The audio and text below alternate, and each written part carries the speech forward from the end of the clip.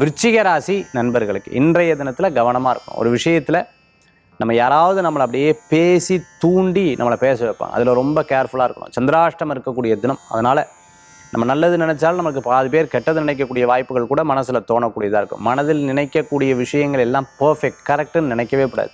ஒரு சமயம் நம்மளுடைய மனம் கூட தப்பாக சிந்திக்கக்கூடிய வாய்ப்புகளை ஏற்படுத்தி கொடுக்கலாம். அதில் கவனம் என்பது தேவை. பரீட்சையில் படிக்கக்கூடிய குழந்தைகள் ரொம்ப கான்சன்ட்ரேட்டாக படிக்கிறது ரொம்ப நல்லது. இன்றைய தினத்தில் அவசியம் அனாவசியம் பார்த்து பிரயாணம் பண்ணணும். அவசியம் அப்படின்னு சொன்னால் 100 தடவை யோசித்து பிள்ளையாருக்கு தேங்காய் உடைச்சிட்டு அதுக்கப்புறம் போகணும்.